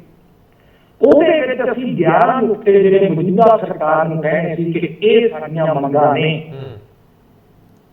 ਜਿਹਦੇ ਵਿੱਚ ਮੁੱਖ ਰੇਤਾ ਬਜਰੀ ਸ਼ਰਾਬ ਟਰਾਂਸਪੋਰਟ ਤੇ ਬਿਜਲੀ ਦਾ ਉਤਪਾਦਨ ਇਹ ਚਾਰੇ ਸਰਕਾਰੀ ਕਰਨ ਲਈ ਕਿਹਾ ਗਿਆ ਸੀ। ਕਿਉਂਕਿ ਰੰਧਾਵਾ ਸਾਹਿਬ ਅੱਜ ਸਮੱਸਿਆ ਇਹ ਹੈ ਕਿ ਪੰਜਾਬ ਪੌਣੇ 3 ਲੱਖ ਕਰੋੜ ਰੁਪਏ ਦਾ ਕਰਜ਼ਾ ਹੈ। ਬਿਲਕੁਲ। ਤੇ ਸੂਬੇ ਦੀ ਆਮਦਨੀ 50,000 ਕਰੋੜ ਰੁਪਏ ਹੈ। ਟੋਟਲ ਰੈਵਨਿਊ ਪਿਛਲੇ 3 ਸਾਲਾਂ ਦੀ ਤੁਸੀਂ ਡਿਟੇਲ ਕਰ ਲਿਓ। ਬਿਲਕੁਲ ਠੀਕ ਹੈ। ਹੁਣ ਪੌਣੇ 300 ਰੁਪਇਆ ਕਰਜ਼ਾ ਹੋਵੇ ਤੇ 50 ਰੁਪਏ ਕਮਾਈ ਹੋਵੇ ਤੇ ਖਰਚਾ ਹੋਵੇ 90 ਰੁਪਏ ਕਰਦਾ, ਹਰ ਸਾਲ 35 ਤੋਂ 40,000 ਕਰੋੜ ਰੁਪਇਆ ਹੋਰ ਸਿਰ ਤੇ ਚੱਕਣਾ ਪੈਂਦਾ ਹੋਵੇ। ਮੈਂ ਤਾਂ ਕਹੀ ਹੈ ਕਿ ਕੋਈ ਵੀਡੀਓ ਬੜੀ ਵਾਇਰਲ ਹੋਈ ਹੈ, ਉਹਦੇ ਵਿੱਚ ਮੈਂ ਜ਼ਿਕਰ ਕੀਤਾ ਸੀ ਕਿ ਪੰਜਾਬੀਓ ਅੰਗਰੇਜ਼ਾਂ ਨੇ ਉਹਨਾਂ ਲੁੱਟਿਆ ਸੀ ਜਿੰਨਾ ਤੁਹਾਡੇ ਪਿਓ ਤੇ ਦਾਦੇ ਕੋਲ ਸੀ। ਜੀ ਮੁਗਲਾਂ ਨੇ ਉਹਨਾਂ ਲੁੱਟਿਆ ਸੀ ਜਿੰਨਾ ਤੁਹਾਡੇ ਵੱਡੇ ਦੇ ਕੋਲ ਸੀ। ਇਹ ਤਾਂ ਤੁਹਾਡੇ ਸਿਰ ਤੇ ਪੌਣੇ 3 ਲੱਖ ਕਰੋੜ ਰੁਪਏ ਦਾ ਕਰਜ਼ਾ ਲੈ ਕੇ ਵੀ ਖਾ ਗਏ, ਤੁਸੀਂ ਜਾਗੋਗੇ ਕਦੋਂ? ਰੰਧਾਵਾ ਸਾਹਿਬ ਇਹ ਕਰਜ਼ਾ ਕੈਪਟਨਾਂ ਦੇ ਬਾਦਲਾਂ ਨੇ ਜ਼ਮੀਨ ਦੇ ਨੰਬਰ ਦੇ ਕੇ ਨਹੀਂ ਲਿਆ। ਅੱਜ ਹਰ ਬੰਦਾ ਹਰ ਬੱਚਾ ਜਿਹੜਾ ਪੰਜਾਬ ਵਿੱਚ ਜਾਂਦਾ ਹੈ ਉਹ 90,000 ਰੁਪਏ ਦਾ ਕਰਜ਼ਾ ਦੇ ਸਿਰ ਤੇ ਲੈ ਕੇ ਜਾਂਦਾ ਹੈ। ਅੱਜ ਸਾਡੀਆਂ ਸਾਰੀਆਂ ਜਾਇਦਾਦਾਂ ਗਏ ਨੇ ਸਰਕਾਰੀ, ਸਾਰੀਆਂ ਬਿਲਡਿੰਗਾਂ ਗਏ ਨੇ, ਔਰ ਅਸੀਂ ਕਰਜ਼ਾ ਲੈਣ ਦੀ ਉਹ ਸੀਮਾ ਟੋਟਲ GDP ਦਾ 3 ਗੁਣਾ ਲੈ ਚੁੱਕੇ ਹਾਂ। ਬਿਲਕੁਲ ਠੀਕ ਹੈ। ਉਹ 3.5 ਗੁਣਾ ਲੈਣ ਲਈ ਸਾਡੇ ਮੁੱਖ ਮੰਤਰੀ ਸਾਹਿਬ ਤੇ ਸਾਡੇ ਵਿੱਤ ਮੰਤਰੀ ਸਾਹਿਬ ਹਾਰੇ ਕਰਦੇ ਜਾ ਕੇ ਪ੍ਰਧਾਨ ਮੰਤਰੀ। ਸੋ ਸਵਾਲ ਇਹ ਹੈ ਕਿ ਅੱਜ ਸੂਬੇ ਨੂੰ ਇਸ ਸਥਿਤੀ ਦੇ ਵਿੱਚ ਛੱਡ ਕੇ ਇੱਕ ਗੱਲ ਮੈਂ ਸਾਰੇ ਪੰਜਾਬੀਆਂ ਨੂੰ ਦੱਸ ਦੇਣਾ ਚਾਹੁੰਦਾ, ਸਿਆਣੇ ਨੇ ਉਹ, ਬੜਾ ਲੰਬਾ ਇਤਿਹਾਸ ਹੈ ਉਹਨਾਂ ਕੋਲੇ ਮਗਰਲਾ, ਕਿ ਇਹ ਧਰਤੀ ਦਾ ਟੁਕੜਾ ਜੇ ਤੁਹਾਡੇ ਕੋਲੇ ਨਾ ਰਿਹਾ ਤਾਂ ਦੁਨੀਆ ਜਿੱਥੇ ਮਰਜ਼ੀ ਚਲੇ ਜਾਓ ਇੱਕ ਨਾ ਇੱਕ ਦਿਨ ਸਾਨੂੰ ਜੁੱਤੀਆਂ ਵੱਜਣਗੀਆਂ। ਸਰਦਾਰ ਸਾਹਿਬ, ਲੋਕ ਇਹ ਸਵਾਲ ਪੁੱਛਦੇ ਆ, ਸਰਦਾਰ ਬਲਵਿੰਦਰ ਸਿੰਘ, ਲੋਕ ਇਹ ਪੁੱਛਦੇ ਆ ਕਿ ਆਖਰ ਯਕੀਨ ਕਿਸ ਤੇ ਕਰੀਏ, ਕਿਹਦੇ ਮੂੰਹ ਵੱਲ ਵੇਖੀਏ? ਜਿੰਨੇ ਆਏ ਤੁਹਾਡੇ ਮੇਰੇ ਵਰਗੀਆਂ ਗੱਲਾਂ ਕਰਕੇ ਆਏ, ਸਭ ਨੇ ਕਿਹਾ ਅਸੀਂ ਦੁੱਧ ਧੋਤੇ ਆ ਔਰ ਸਭ ਕੁਝ ਗਣਾਤਾ ਜੋ ਪਿੱਛੇ ਪਿੱਛੇ ਹੋਇਆ। ਜਿੰਨੇ ਲੁੱਟ ਲਟਾ ਕੇ ਗਏ ਸਭ ਦੇ ਨਾਂ ਕੰਧਾਂ ਤੇ ਚਿਪਕਾਤੇ ਕਿ ਇਹ ਵੀ ਚੋਰ ਹੈ, ਇਹਨੇ ਵੀ ਗਲਤ ਕੀਤਾ, ਇਹਨੇ ਵੀ ਜ਼ਿਆਦਤੀ ਕੀਤੀ। ਲੇਕਿਨ ਲੋਕ ਪੁੱਛਦੇ ਆ ਕਿ ਜਿਹੜਾ ਨਵਾਂ ਆਉਂਦਾ ਉਹ ਵੀ ਠੱਗ ਕੇ ਗਾਂ ਜਾਂਦਾ। ਇਹ ਭਰੋਸਾ ਬਣਾਉਣਾ ਹੁਣ ਉਨਾ ਆਸਾਨ ਨਹੀਂ ਜਿੰਨਾ ਅਸੀਂ ਸਮਝਦੇ ਹਾਂ। ਹੁਣ ਲੋਕਾਂ ਦੇ ਵਿੱਚ ਇੱਕ ਗੱਲ ਚੱਲਣੀ ਸ਼ੁਰੂ ਹੋ ਗਈ ਕਿ ਹੁਣ ਸਾਨੂੰ ਇਹ ਨਾ ਦੱਸੋ ਕਿ ਪੌਣੇ 3 ਲੱਖ ਕਰੋੜ ਦਾ ਕਰਜ਼ਾ ਹੈ, ਹੁਣ ਸਾਨੂੰ ਇਹ ਦੱਸੋ ਕਿ ਹੱਲ ਕੀ ਨੇ। ਸਾਨੂੰ ਹੁਣ ਇਹ ਦੱਸੋ ਕਿ ਤੁਸੀਂ ਆਉਣਾ ਚਾਹੁੰਦੇ ਹੋ, ਜਿਹੜੇ ਹੁਣ ਬੈਠੇ ਇਹਨਾਂ ਨਾਲੋਂ ਵੱਖਰਾ ਕੀ ਕਰੋਗੇ? ਲੋਕ ਇਹ ਪੁੱਛਦੇ ਆ ਕਿ ਸਾਨੂੰ ਦੱਸੋ ਕਿ ਕਿਹੜੇ ਚਿਹਰਿਆਂ ਨਾਲ ਲੜਾਈ ਲੜਨੀ ਜੇ, ਕਿਹੜੇ ਸੰਦ ਨੇ ਤੁਹਾਡੇ ਕੋਲ, ਕਿਹੜੇ ਸਾਧਨ ਨੇ ਤੁਹਾਡੇ ਕੋਲ, ਲੋਕ ਬੜੇ ਸਵਾਲ ਕਰਦੇ ਆ। ਲੇਕਿਨ ਇਸ ਵੇਲੇ ਅਜੇ ਵੀ ਅਸੀਂ ਸਿਰਫ ਤੇ ਸਿਰਫ ਜਮਾ ਘਟਾਓ ਹੀ ਕਰਦੇ ਪਏ ਆ ਕਿ ਇਹਨੇ ਇਹ ਖਾ ਲਿਆ, ਇਹਨੇ ਇਸ ਕਰਕੇ ਗਲਤ ਕਰਤਾ, ਇਹ ਬੰਦਾ ਇਸ ਤਰ੍ਹਾਂ ਕਰਕੇ ਚਲੇ ਗਿਆ। ਲੋਕਾਂ ਦੇ ਸਵਾਲਾਂ ਦੇ ਜਵਾਬ ਦੇਣੇ ਪੈਣਗੇ, ਤਿੱਖੇ ਸਵਾਲ ਨੇ। ਐਸੀ ਕੋਈ ਗੱਲ ਨਹੀਂ ਹੈ। ਇਹ ਜਿਹੜੇ 11 ਨੁਕਤੇ ਨੇ, ਇਹ ਅਸੀਂ ਮੌਜੂਦਾ ਸਮੇਂ ਦੀ ਸਰਕਾਰ ਨੂੰ, ਲੋਕਾਂ ਨੂੰ ਇਕੱਠੇ ਕਰਕੇ ਕਹਿਣਾ ਵੀ ਇਹ ਕੰਮ ਕਰੋ, ਕਿਉਂਕਿ ਉਹ 11 ਦੇ 11 ਨੁਕਤੇ ਉਹ ਨੇ ਜਿਨ੍ਹਾਂ ਦੇ ਨਾਲ ਖਜ਼ਾਨਾ ਭਰ ਹੀ ਸਕਦਾ ਹੈ ਜੀ, ਜਿਨ੍ਹਾਂ ਦੇ ਨਾਲ ਪੰਜਾਬ ਦੀ ਆਰਥਿਕਤਾ ਮੁੜ ਪੈਰਾਂ ਤੇ ਆ ਸਕਦੀ ਹੈ, ਜਿਨ੍ਹਾਂ ਦੇ ਨਾਲ ਨਿਆਂ ਤੇ ਇਨਸਾਫ ਜਿਹੜਾ ਹੈਗਾ ਉਹ ਮਿਲ ਸਕਦਾ ਹੈ, ਜਿਨ੍ਹਾਂ ਨਾਲ 4 ਚੀਜ਼ਾਂ ਪੰਜਾਬ ਤੋਂ ਖਤਮ ਹੋ ਸਕਦੀਆਂ: ਭ੍ਰਿਸ਼ਟਾਚਾਰ, ਨਸ਼ਾ, ਅਨਪੜ੍ਹਤਾ ਤੇ ਬੇਰੁਜ਼ਗਾਰੀ। ਮੈਂ ਸਰਦਾਰ ਬਲਵਿੰਦਰ ਸਿੰਘ ਤੋਂ ਰੋਕ ਕੇ ਇੱਕ ਗੱਲ ਕਹਿਣੀ ਚਾਹੂੰਗਾ, ਨਾ ਬਲਵਿੰਦਰ ਸਿੰਘ ਤੋਂ ਤੇ ਨਾ ਹਰਜਿੰਦਰ ਸਿੰਘ ਤੋਂ ਇਹ ਹੋਣਾ, ਇਹ ਤੁਹਾਨੂੰ ਵੀ ਪਤਾ ਹੈ। ਤੁਸੀਂ ਮੋਬਿਲਾਈਜ਼ ਤੁਸੀਂ ਮੋਬਿਲਾਈਜ਼ ਕਰ ਸਕਦੇ ਹੋ, ਦੇਖੋ ਸੱਤਾ ਪਰਿਵਰਤਨ ਕਰ ਸਕਦੇ ਹੋ, ਲੇਕਿਨ ਤਬਦੀਲੀ ਨੀਤੀ ਘਾੜਿਆਂ ਨੇ ਕਰਨੀ ਆ। ਬਲਵਿੰਦਰ ਸਿੰਘ ਕੋਲ ਉਨੀ ਕੂਵਤ ਨਹੀਂ ਕਿ ਉਹ ਇਕਨੋਮੀ ਨੂੰ ਅੱਖਰ ਅੱਖਰ ਸਮਝ ਸਕਣ।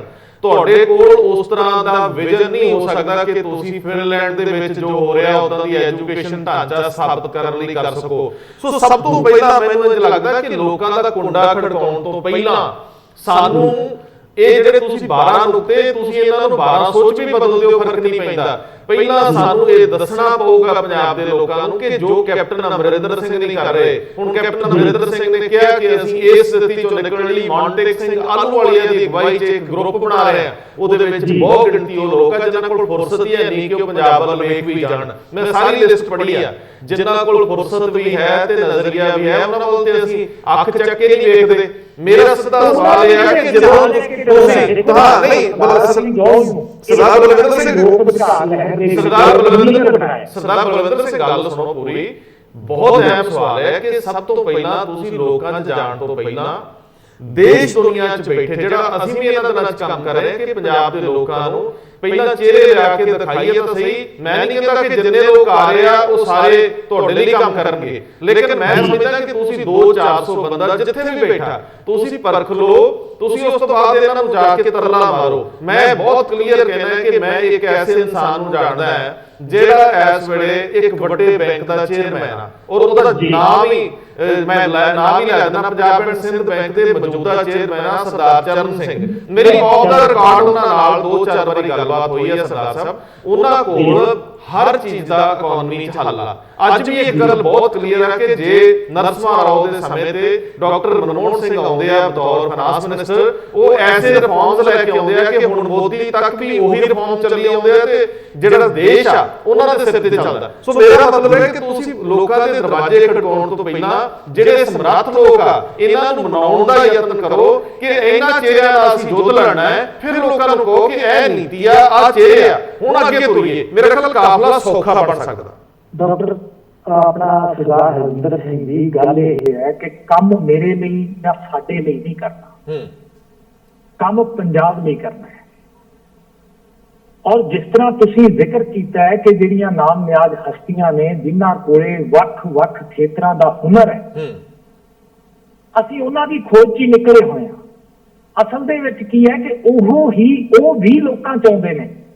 ਅੱਜ ਜੇ ਡਾਕਟਰ ਸਰਦਾਰਾ ਸਿੰਘ ਜੌਹਲ ਦੀ ਗੱਲ ਕਰੀਏ ਤਾਂ ਉਹ UNO 'ਚ ਕੰਮ ਕਰਦਿਆਂ ਹੋਇਆ, ਵਰਲਡ ਬੈਂਕ 'ਚ ਕੰਮ ਕਰਦਿਆਂ ਹੋਇਆ, ਸਾਡੇ ਦੇਸ਼ ਦੇ 4 ਪ੍ਰਧਾਨ ਮੰਤਰੀਆਂ ਦੀ ਆਰਥਿਕ ਸਲਾਹਕਾਰ ਕੌਂਸਲ ਦੇ ਮੈਂਬਰ ਰਹਿੰਦਿਆਂ ਹੋਇਆ, ਦੇਸ਼ ਦੇ ਕਾਸਟ ਐਂਡ ਪ੍ਰਾਈਜ਼ਸ ਕਮਿਸ਼ਨ ਦੇ ਚੇਅਰਮੈਨ ਰਹਿਣ ਤੋਂ ਇਲਾਵਾ ਅੱਜ ਉਹ DAV ਸੰਸਥਾਵਾਂ ਜਿੰਨੀਆਂ ਨੇ ਉਹਨਾਂ ਦੇ ਪੰਜਾਬ 'ਚ ਪੈਟਰਨ ਨੇ, ਖੇਤੀਬਾੜੀ ਤੇ ਪੰਜਾਬੀ ਯੂਨੀਵਰਸਿਟੀ ਦੇ ਵਾਈਸ ਚਾਂਸਲਰ ਰਹਿ ਚੁੱਕੇ ਆ। ਬਟ ਇੰਨੇ ਸਾਰੇ ਕਾਸੇ ਦੇ ਬਾਵਜੂਦ ਵੀ ਉਹ ਸਧਾਰਨ ਲੋਕ ਨੇ ਜੀ। ਤੁਸੀਂ ਜਦੋਂ ਮਰਜ਼ੀ ਜਾ ਕੇ ਉਹਨਾਂ ਦਾ ਬੂਹਾ ਖੜਕਾ ਲਓ, ਉਹ ਬਾਹਰੋਂ ਸੜਕ ਤੇ ਜਾਂਦਿਆਂ ਬੈਠੇ ਫਿਰ ਜਾਂਦੇ ਨੇ। ਉਹਨਾਂ ਦੀ ਕੰਧ 1960 ਦੇ ਵਿੱਚ ਜਿੰਨੀ ਉੱਚੀ ਸੀ ਉਨੀ ਅੱਜ ਹੈ ਜੀ। ਔਰ ਮੇਰਾ ਖਿਆਲ ਹੈ ਘਰ ਨੂੰ ਰੰਗ ਕਰਾਇਆ ਵੀ 20 ਸਾਲ ਹੋ ਗਏ ਹੋਣੇ ਆ। ਉਹ ਤਾਂ ਇਸੇ ਤਰ੍ਹਾਂ ਡਾਕਟਰ ਸੁਰਿੰਦਰ ਸਿੰਘ ਸ਼ੇਰਗਿੱਲ ਹੋਰਾਂ ਨਾਲ ਗੱਲ ਹੋਈ ਹੈ, ਜਿਹੜੇ PGI head of the department ਰਹੇ ਨੇ ਔਰ ਬਾਬਾ ਫਰੀਦ ਯੂਨੀਵਰਸਿਟੀ ਦੇ ਵਾਈਸ ਚਾਂਸਲਰ ਰਹੇ ਨੇ, ਮੈਡੀਕਲ ਯੂਨੀਵਰਸਿਟੀ ਜੀ। ਭੈਣ ਹਰਸ਼ਿੰਦਰ ਕੌਰ ਨਾਲ ਗੱਲ ਹੋਈ ਹੈ। ਇਸੇ ਤਰ੍ਹਾਂ ਡਾਕਟਰ ਗੁਰਦਰਸ਼ਨ ਸਿੰਘ ਢਿੱਲੋਂ ਹੋਰਾਂ ਨਾਲ ਗੱਲ ਹੋਈ ਹੈ। ਸੋ ਹਮੀਰ ਸਿੰਘ ਹੋਰਾਂ ਨਾਲ ਗੱਲ ਹੋਈ ਹੈ। ਕਹਿਣ ਦਾ ਭਾਵ ਕਿ ਜਿਹੜੇ ਲੋਕ ਵਿਚਰ ਰਹੇ ਨੇ ਔਰ ਜਿਨ੍ਹਾਂ ਨੇ ਨਾਮਣਾ ਖੱਟਿਆ ਹੋਇਆ ਆਪਣੇ ਆਪਣੇ ਖੇਤਰ ਦੇ ਵਿੱਚ, ਅਸੀਂ ਉਹਨਾਂ ਨੂੰ ਮੂਹਰੇ ਲਾ ਕੇ ਹਰਜਿੰਦਰ ਸਿੰਘ ਰੰਧਾਵਾ ਤੇ ਬਲਵਿੰਦਰ ਸਿੰਘ ਤਾਂ ਪਿੱਛੇ ਮਿਹਨਤ ਕਰਨ ਵਾਲੇ ਬੰਦੇ ਨੇ। ਮੈਂ ਸਰਦਾਰ ਸਾਹਿਬ ਮੈਂ ਸਰਦਾਰ ਸਾਹਿਬ ਫਿਰ ਇੱਕ ਗੱਲ ਤੇ ਪਰਤਦਾ ਹੈ ਕਿ ਮੈਨੂੰ ਹੋਰ ਜ਼ਿਆਦਾ, ਮੈਂ ਜਦੋਂ ਖੋਜ ਕਰ ਰਿਹਾ, ਅੱਗੇ ਤੁਰ ਰਿਹਾ, ਮੈਨੂੰ ਹੋਰ ਜ਼ਿਆਦਾ ਹੈਰਾਨੀ ਹੁੰਦੀ ਆ। ਮੇਰੇ ਸਾਰੇ ਦੇ ਸਾਰੇ ਜਿੰਨੇ ਵੀ ਅੰਦਰ ਸੀਮਾ ਨੇ ਉਹ ਟੁੱਟਦੀਆਂ ਨੇ ਜਦੋਂ ਮੈਂ ਦੇਖਦਾ ਹਾਂ ਕਿ ਸਾਡੇ ਸਿੱਖ ਸਰਦਾਰ ਤੇ ਪੰਜਾਬੀ ਉਹਨਾਂ ਸੰਸਥਾਵਾਂ ਦੀ ਬੈਕਬੋਨ ਬਣ ਕੇ ਕੰਮ ਕੀਤਾ। ਜਦੋਂ ਅਸੀਂ UNO ਦੀ ਗੱਲ ਕਰਦੇ ਹਾਂ, UNESCO ਦੀ ਗੱਲ ਕਰਦੇ ਹਾਂ, ਜਦੋਂ ਅਸੀਂ WHO ਦੀ ਗੱਲ ਕਰਦੇ ਹਾਂ, ਰਿਜ਼ਰਵ ਬੈਂਕ ਦੀ ਗੱਲ ਕਰਦੇ ਹਾਂ, ਉਹ ਬੰਦੇ ਜਿਹੜੇ ਬੰਦੇ ਸਾਨੂੰ ਰਾਹ ਦੱਸ ਸਕਦੇ ਆ ਕਿ ਪੰਜਾਬ ਦੀ ਹੋਣੀ ਕਿੱਦਾਂ ਬਦਲ ਸਕਦੀ ਆ, ਅਸੀਂ ਆਪਣੇ ਪੰਜਾਬ ਦੇ ਘੇਰਿਆਂ ਤੋਂ ਬਾਹਰ ਨਿਕਲੀਏ। ਸਾਨੂੰ ਉਹ ਲੋਕ ਜਿਹੜੇ ਭਾਵੇਂ ਉਹ ਅਹੁਦਾ ਲੈਣ ਜਾਂ ਨਾ ਲੈਣ, ਉਹਨਾਂ ਨੂੰ ਇਹ ਤਰਲਾ ਮਾਰਨਾ ਪਊਗਾ ਕਿ ਤੁਸੀਂ ਪੰਜਾਬ ਨੂੰ ਜਿਉਂਦਾ ਕਰਨ ਲਈ ਆਪਣੀਆਂ ਸੇਵਾਵਾਂ ਦਿਓ। ਮੈਂ ਜਦੋਂ ਮਨੋਹਰ ਸਿੰਘ ਗੱਲ ਨਾਲ ਗੱਲ ਕਰਦਾ ਹਾਂ, ਉਹਨਾਂ ਦਾ ਆਪਣਾ ਇੱਕ ਔਰਾ ਹੈ, ਲੇਕਿਨ ਜਦੋਂ ਉਹਨਾਂ ਦੇ ਅਨੁਭਵ ਦੇਖਦੇ ਆ, ਮੈਂ ਸਰਦਾਰ ਨਵਤੇਜ ਸਿੰਘ ਸਰਨਾ ਦੀ ਹਲੀਮੀ ਔਰ ਉਹਨਾਂ ਦੇ ਅਨੁਭਵ ਨੂੰ ਦੇਖਦਾ ਕਿ ਉਹਨਾਂ ਨੇ ਕਿੱਥੇ ਕੰਮ ਨਹੀਂ ਕੀਤਾ। ਉਹ ਤਾਂ ਮੈਂ ਸਾਰੀਆਂ ਇੰਟਰਵਿਊਜ਼ ਤੁਹਾਡੀਆਂ ਸੁਣੀਆਂ ਨੇ, ਐਸਪੀ ਰਾਏ ਸਾਹਿਬ ਹੋਰਾਂ ਨਾਲ ਤੁਸੀਂ ਗੱਲ ਕੀਤੀ ਹੈ, ਗੁਰਤੇਜ ਸਿੰਘ IAS ਨਾਲ ਗੱਲ ਕੀਤੀ ਹੈ, ਇਸੇ ਤਰ੍ਹਾਂ ਬਲਵੰਤ ਸਿੰਘ ਖੇੜਾ ਹੋਰਾਂ ਨਾਲ, ਜਿਨ੍ਹਾਂ ਨੇ ਕਿੰਨਾ ਵੇਰਿਆਂ ਤੋਂ ਲੱਗੇ ਹੋਏ ਨੇ ਉਹ ਸ਼ਖਸੀਅਤਾਂ, ਠੀਕ ਹੈ ਨਾ। ਤੁਸੀਂ ਸਾਰਿਆਂ ਨਾਲ ਜੋ ਬਿਹਤਰਤਾ ਤੁਹਾਡੇ ਦਿਲ ਦੇ ਵਿੱਚ ਹੈ, ਮੈਂ ਕਹਿਣਾ ਹੈ ਕਿ ਜਿਨ੍ਹਾਂ ਬੰਦਿਆਂ ਨੂੰ ਤੁਸੀਂ ਇੰਟਰਵਿਊਜ਼ ਨਹੀਂ ਕਰ ਸਕਦੇ, ਇਹੋ ਜਿਹੇ ਪਿੰਡਾਂ ਦੀਆਂ ਸੱਥਾਂ 'ਚ ਬੈਠੇ ਹਜ਼ਾਰਾਂ ਲੋਕ ਮਿਲ ਜਾਣਗੇ। ਔਰ ਇੱਕ ਤੁਹਾਨੂੰ ਹੋਰ ਗੱਲ ਦਾ ਜ਼ਿਕਰ ਕਰਦੇ ਹਾਂ ਕਿ ਇਹ ਜਿਹੜੇ ਸਾਡੇ ਆਦਰਸ਼ ਨੇ, ਜਿਨ੍ਹਾਂ ਕੋਲੇ ਅਕਲਾਂ ਦੇ ਖਜ਼ਾਨੇ ਨੇ, ਜਿਹੜੇ ਬੁੱਧੀਜੀਵੀ ਨੇ, ਦੁੱਖ ਇਸ ਗੱਲ ਦਾ ਹੈ ਕਿ ਇਹ ਥੱਲੇ ਲੋਕਾਂ ਵਿੱਚ ਨਹੀਂ ਜਾ ਸਕਦੇ।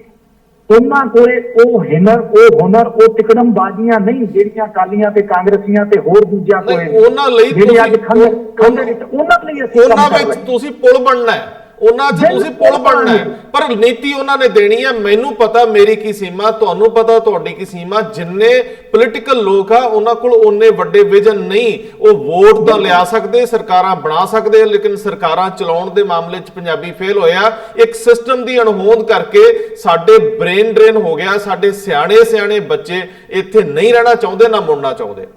ਬਿਲਕੁਲ ਸਰਦਾਰ ਸਾਹਿਬ, ਬੜੀ ਲੰਬੀ ਗੱਲਬਾਤ ਹੋ ਗਈ ਆ। ਮੇਰਾ ਖਿਆਲ ਹੈ ਇਸ ਸੈਗਮੈਂਟ ਨੂੰ ਅਸੀਂ ਅੱਗੇ ਵਧਾਵਾਂਗੇ, ਇਹ ਗੱਲਬਾਤ ਨੂੰ ਇੱਥੋਂ ਨਵੇਂ ਸਿਰਿਓਂ ਸ਼ੁਰੂ ਕਰਾਂਗੇ। ਮੈਂ ਚਾਹੂੰਗਾ ਕਿ ਤੁਸੀਂ ਯੁੱਧ ਲੜਦੇ ਰਹੋ, ਔਰ ਤੁਸੀਂ ਜਿਸ ਤਰੀਕੇ ਨਾਲ ਸਰਕਾਰੀ ਮੁਲਾਜ਼ਮ ਹੁੰਦੇ ਆ, ਅਧਿਕਾਰੀ ਹੁੰਦੇ ਆ, ਇਹ ਬੀੜਾ ਚੁੱਕਿਆ, ਉਹਦੀ ਸਰਾਹਨਾ ਕਰਨੀ ਬਣਦੀ ਹੈ। ਮੈਂ ਇਸ ਮੰਚ ਵੱਲੋਂ ਤੁਹਾਨੂੰ ਐਪਰੀਸ਼ੀਏਟ ਕਰਦਾ ਹਾਂ। ਦੇਖੋ ਹੋਰ ਬਹੁਤ ਬੰਦੇ ਨੇ, ਮਤਲਬ ਜਿਸ ਤਰ੍ਹਾਂ ਬਲਵਿੰਦਰ ਸਿੰਘ ਐਕੋ DSP ਮੁਅੱਤਲ ਹੋ ਗਿਆ ਜਿਹੜਾ ਜੀ, ਠੀਕ ਹੈ, ਅਸੀਂ ਪੂਰੀ ਤਰ੍ਹਾਂ ਇੱਕ ਦੂਜੇ ਦੇ ਸੰਪਰਕ ਦੇ ਵਿੱਚ ਹਾਂ। ਇਸੇ ਤਰ੍ਹਾਂ ਇੱਕ ਲੜਕਾ ਹੈ ਜਿਹਦਾ ਨਾਮ ਰੁਪਿੰਦਰ ਹੈ ਜੀ, ਉਹ FCI ਦੇ ਵਿੱਚ ਆਪਣਾ ਫੂਡ ਐਂਡ ਸਪਲਾਈ ਇੰਸਪੈਕਟਰ ਹੈ, ਔਰ ਉਹ 250 ਪਿੰਡਾਂ ਦੇ ਵਿੱਚ ਨਸ਼ਾ ਵਿਰੋਧੀ ਮੰਚ ਬਣਾ ਕੇ ਤਲਵੰਡੀ ਸਾਬੋ ਤੋਂ, ਹਾਲਾਂਕਿ ਉਹਦੀ ਬਦਲੀ ਗੁਰਦਾਸਪੁਰ ਦੀ ਕਰਾ ਦਿੱਤੀ ਹੈ ਇੱਕ ਕਾਂਗਰਸੀ ਰਾਜਨੇਤਾ ਨੇ, ਪਰ ਉਹ ਹੁਣ ਤੱਕ 200 ਤੋਂ ਉੱਪਰ ਬੰਦਿਆਂ ਤੇ ਨਸ਼ੇ ਦੇ ਜਿਹੜੇ ਹੈਗੇ ਆ ਮੁਕੱਦਮੇ ਦਰਜ ਕਰਾ ਚੁੱਕੇ ਨੇ, 2 SHOਆਂ ਨੂੰ ਡਿਸਮਿਸ ਕਰਾ ਚੁੱਕੇ ਨੇ। ਕਹਿਣ ਦਾ ਭਾਵ ਅਸੀਂ ਕਾਫੀ ਲੋਕ ਲੱਗੇ ਹੋਏ ਹਾਂ। ਔਰ ਜੇ ਤੁਸੀਂ ਬੁਰਾ ਨਾ ਮੰਨੋ ਤੇ ਮੈਂ ਆਪਣਾ ਫੋਨ ਨੰਬਰ ਵੀ ਦੇਣਾ ਚਾਹੁੰਦਾ ਹਾਂ। ਬਿਲਕੁਲ ਖੁੱਲਾ ਮੰਚ ਹੈ, ਦੋ ਤੁਸੀਂ। ਹਾਂ, ਇਹਦੇ ਵਿੱਚ ਸ਼ਾਮਲ ਹੋਣਾ ਚਾਹੁੰਦੇ ਨੇ, ਅਸੀਂ ਕਹਿੰਦੇ ਆ ਵੀ ਮੂਹਰੇ ਲੱਗਣਾ ਚਾਹੁੰਦੇ ਨੇ, ਠੀਕ ਹੈ। ਉਹ ਸੰਪਰਕ ਕਰਨ, ਅਸੀਂ ਉਹਨਾਂ ਨੂੰ ਅੱਗੇ ਲਾ ਕੇ, ਉਹਨਾਂ ਦੇ ਨਾਲ ਤੁਰ ਕੇ, ਉਹਨਾਂ ਦੇ ਮੋਢੇ ਨਾਲ ਮੋਢਾ, ਅਸੀਂ ਆਪਣੇ ਘਰ ਲਈ, ਆਪਣੇ ਬੱਚਿਆਂ ਲਈ ਕੰਮ ਕਰਨਾ ਹੈ। ਹੁਣ ਨਾਂ ਦਾ ਸਵਾਲ ਨਹੀਂ ਹੈ ਰੰਧਾਵਾ ਸਾਹਿਬ, ਹੋਂਦ ਦਾ ਸਵਾਲ ਹੈ, ਸਾਡੀ ਹੋਂਦ ਮਿਟ ਰਹੀ ਹੈ ਜੀ। ਸੋ ਅਸੂਲ ਮੰਚ ਜਾਂ ਲੋਕ ਅਧਿਕਾਰ ਲਹਿਰ ਦੇ ਨਾਲ ਜੁੜਨ ਵਾਸਤੇ ਮੈਂ ਆਪ ਜੀ ਨੂੰ ਇੱਕ ਤਾਂ ਡਾਕਟਰ ਸਰਦਾਰਾ ਸਿੰਘ ਜੋਹਲ ਹੋਰਾਂ ਦਾ ਨੰਬਰ ਦੱਸਣਾ ਚਾਹਾਂਗਾ, 96151 86766 ਜੀ, 9815186766 ਜੀ। ਦੂਸਰਾ ਨੰਬਰ ਜਿਹੜਾ ਹੈਗਾ ਦਾਸ ਦਾ 8146696144 81466964144। ਬੂਹੇ ਖੁੱਲੇ ਨੇ 24 ਘੰਟੇ, ਜਦੋਂ ਕੋਈ ਮਰਜ਼ੀ ਪੰਜਾਬੀ ਜਿਹੜਾ ਹੈਗਾ ਉਹ ਯਾਦ ਕਰ ਸਕਦਾ, ਅਸੀਂ ਉੱਠ ਕੇ ਉਹਦਾ ਇਸਤਕਬਾਲ ਕਰਾਂਗੇ। ਬਹੁਤ ਮਿਹਰਬਾਨੀ। ਤੁਸੀਂ ਗੱਲ ਕਰਨ ਦਾ ਮੌਕਾ ਦਿੱਤਾ।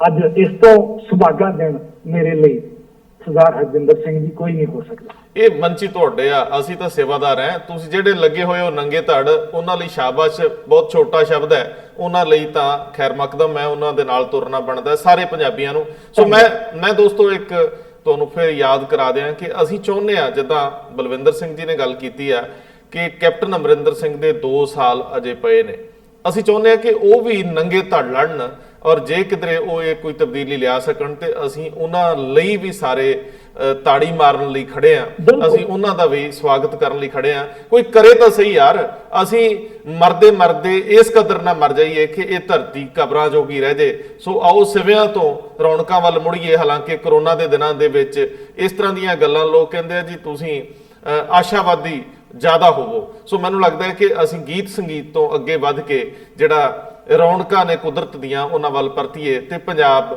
ਵਸਦਾ ਰਵੇ। ਬਹੁਤ ਮਿਹਰਬਾਨੀ ਸਰਦਾਰ ਸਾਹਿਬ। ਧੰਨਵਾਦ।